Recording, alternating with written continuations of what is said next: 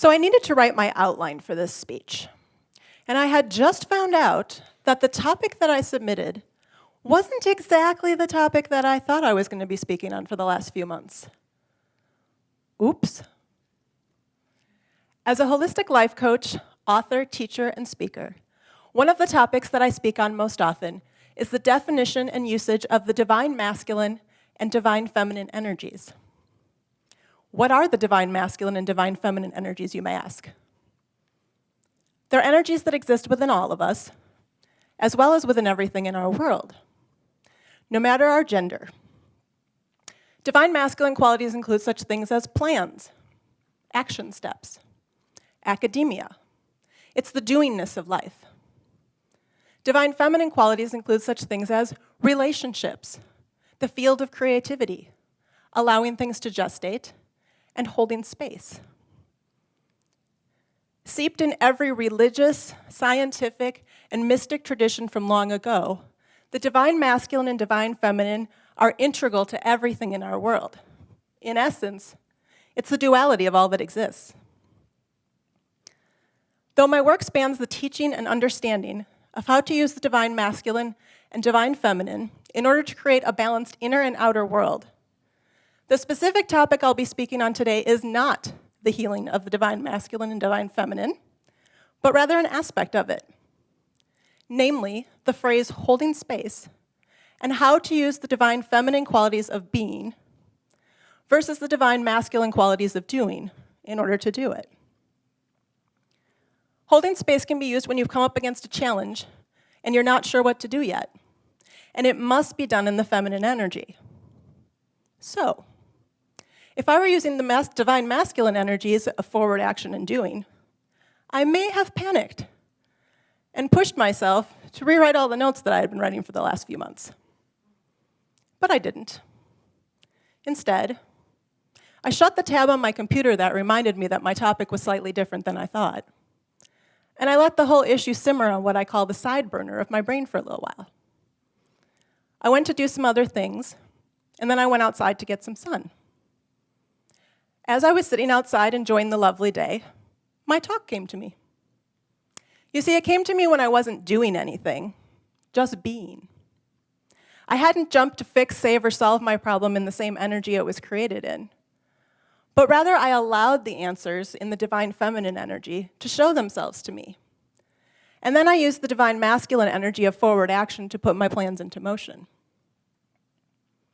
In 2016, my publisher and I released an entire book on the concept of holding space. One of the primary reasons I wrote it was to define the term, with the secondary reason being to educate people on how much energy it takes, and how that energy is the being energy of life, rather than the doing energy that our society so heavily encourages at the expense of that being energy. The definition of holding space is to create an energetic container of allowing whatever wants to organically be born within that space for the highest good of the person or situation. It is an abstract, feminine state of being. It is a state we've almost lost in the modern world. In our heavily masculine energy-dominated society of doing, the simple state of being and allowing, found in things like meditation, recess, time off from work, hanging out with friends, creating art, has been all but lost.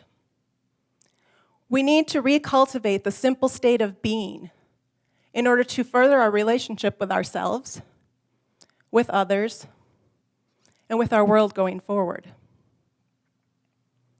Because studies have shown that more time spent being, so more time off from work, more recess, actually increases the quality of our doing.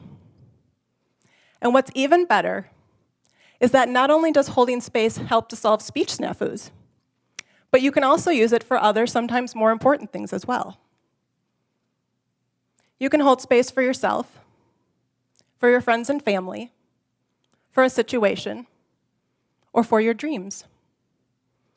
When you're not sure what to do yet, and you've come up against a challenge, you can put that issue on the side burner of your brain for a little while.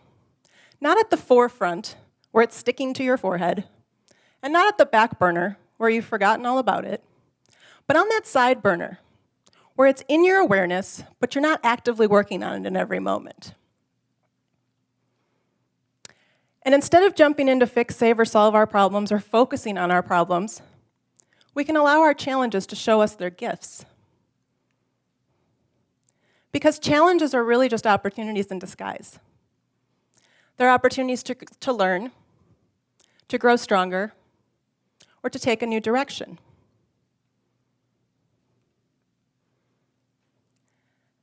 Though it was ingrained in my psyche from a very young age, I learned years ago that to jump in and fix, save, or solve somebody doesn't actually help them.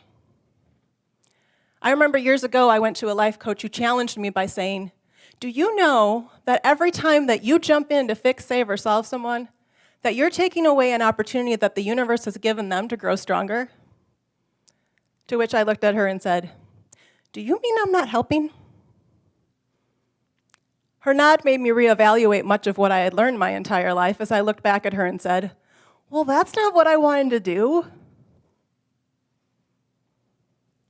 If we can learn to lean into the uncomfortableness we may feel, whether from the emotions that are coming up or from the fact that our society conditioned us to do rather than to be, and rather than balancing the two, we can learn to hold space masterfully, create a container of allowing for ourselves and others, and become better equipped to find the best and most sustainable answers, rather than just the fastest ones.